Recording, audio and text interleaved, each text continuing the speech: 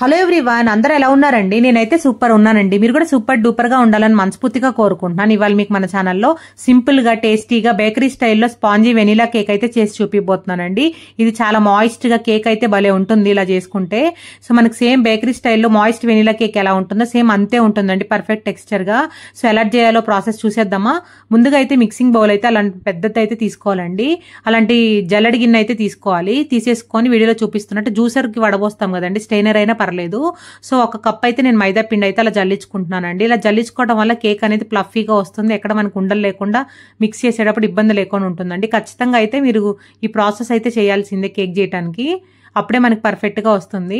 So ఇప్పుడు మైదా పిండి అయితే జల్లించేసుకున్నాం కదా, దాంట్లోకి 1 టేబుల్ స్పూన్ అయితే బేకింగ్ పౌడర్ వేసుకోవాలండి. 1 స్పూన్ వేరు అండ్ 1 టేబుల్ స్పూన్ వేరండి. 1 టేబుల్ స్పూన్ అంటే మనకి ఐస్ క్రీమ్ స్పూన్స్ ఉంటాయి కదా, సో ఆ స్పూన్ అయితే మనకి టేబుల్ స్పూన్ కౌంట్ అవుతుంది. నార్మల్ గా మనము స్పూన్స్ తో ఏమన్నా తింటాం కదండి విడిగా స్నాక్స్ అవి, ఆ స్పూన్ ఏమో మనకి 1 స్పూన్ లెక్క వస్తుందండి. సో మీకు ఎవరికైనా అర్థం తెలియని వాళ్ళకి కోసం అయితే నేను ఇక్కడ చెప్పానండి, మీకు అర్థమైందని అనుకుంటున్నాను. ఇక్కడేమో 1/2 టేబుల్ స్పూన్ ఏమో బేకింగ్ సోడా వేసుకున్నానండి. Baking powder and baking soda must and should అండి ఈ రెసిపీకి. ఇది మాయిస్ట్ వెనీలా కేక్ అండి, ఖచ్చితంగా అయితే ఇలా ట్రై చేయండి, టేస్ట్ భలే ఉంటుంది.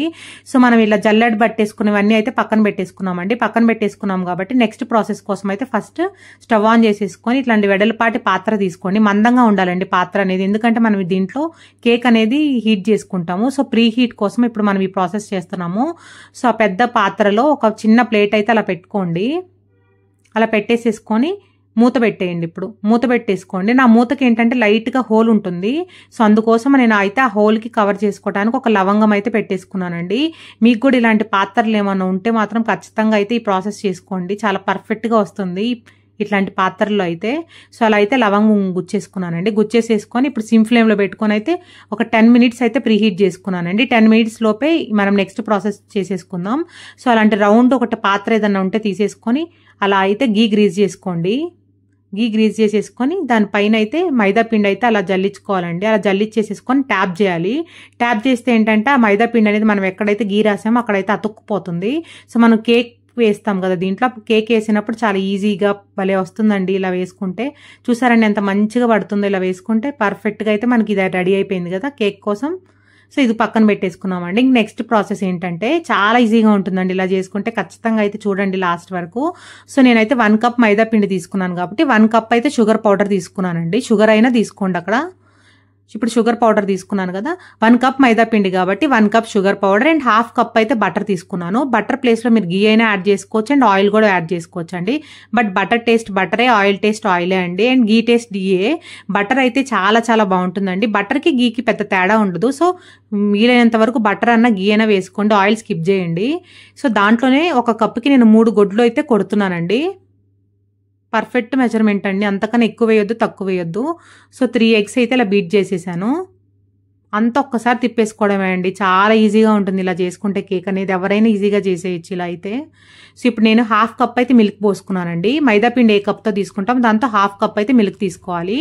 అండ్ 1 టేబుల్ స్పూన్ ఏమో వెనీలా ఎసెన్స్ వేసుకుంటున్నానండి ఇక్కడ. ఇప్పుడైతే మూత పెట్టేసుకొని హై స్పీడ్ మీద బాగా నురుగు వచ్చేలాగా అయితే మిక్సీ పట్టేసుకోవాలండి మనం. అంతే, అంటే క్రీమీ టెక్స్చర్ రావాలి ఇక్కడ, బాగా నురుగు రావాలండి. అప్పుడే మనకి కేక్ స్మెల్ లేకుండా చాలా ప్లఫీగా వస్తుంది కేక్ అనేది. మీ దగ్గర మిక్సర్ లేకపోతే హ్యాండ్తో అయినా బ్లెండ్ చేసుకోండి. సో ఇప్పుడైతే మనం ఇందాక జల్లించేసుకున్నాం కదండి, ఆ పిండిలో ఇదైతే వేసేసుకున్నాము. ఈ లిక్విడ్ వేసేసుకొని వీడియోలో చూపిస్తున్నట్టు కట్ అండ్ ఫోల్డ్ మెథడ్లో తిప్పుకోవాలండి. మీకు కనుక కట్ అండ్ ఫోల్డ్ మెథడ్ తిప్పడం కష్టం అనుకుంటే ఒకే డైరెక్షన్లో గట్టిగా కాకుండా కొంచెం స్మూత్గా అయితే హ్యాండిల్ చేసుకుంటూ తిప్పుకోండి. గట్టిగా తిప్పితే ఏమవుతుందంటే కేక్ అనేది ప్లఫీగా రాదండి.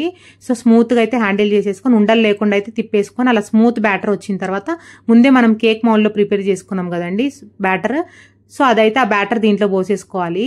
పోసేసుకొని వీడియోలో చూపిస్తున్నట్టు అలా ట్యాప్ చేసుకోవాలండి. ట్యాప్ చేసేసుకొని మనం ప్రీ హీట్ చేసుకున్నాం కదా ముందే, సో ప్రీ హీట్ చేసుకున్న స్టవ్ మీద అయితే పెట్టేసుకున్నాము.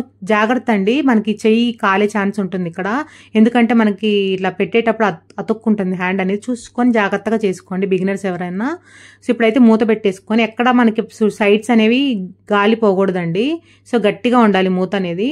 సో మనకు కరెక్ట్గా 45 మినిట్స్కి అయితే కేక్ అయితే అలా రెడీ అయిపోయిందండి. మీ కేక్ రెడీ అయిందని తెలియాలనుకుంటే టూత్ పిక్కి కొంచెం గీ గ్రీజ్ చేసుకొని టూత్ పిక్ గుచ్చు చూడండి.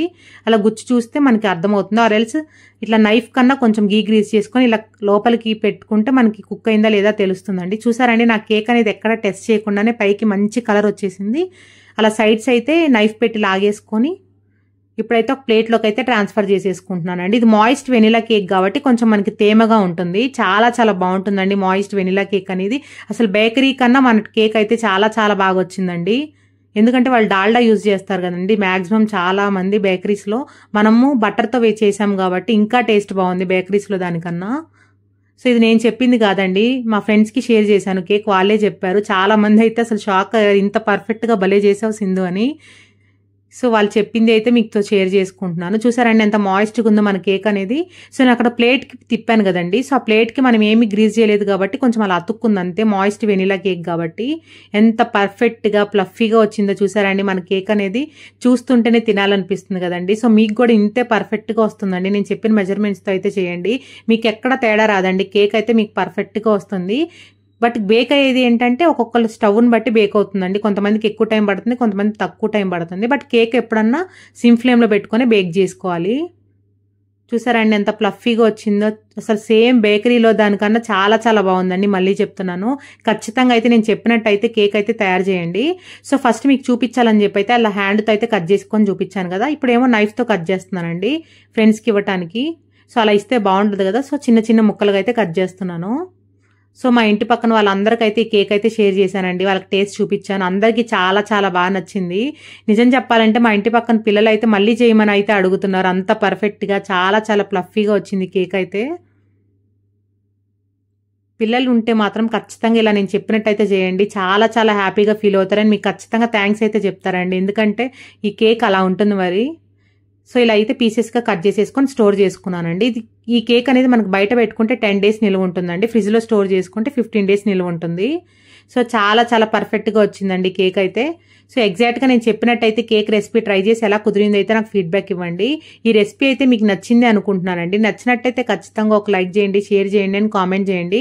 అండ్ పక్కనే ఉన్న బెల్ ఐకాన్ ప్రెస్ చేయండి, అప్పుడు నేను పెట్టే వీడియోస్ అన్ని మీకు నోటిఫికేషన్స్ వస్తాయి. మీరు కొత్తగా మన ఛానల్ ఎవరైనా చూస్తున్నట్టయితే సబ్స్క్రైబ్ చేసుకోవడం మాత్రం మర్చిపోకండి. మీరు సబ్స్క్రైబ్ చేసుకోవడం వల్ల నాకు కొంచెం మోటివేషనల్గా ఉంటుంది. Thank you so much for watching. Take care. Bye bye.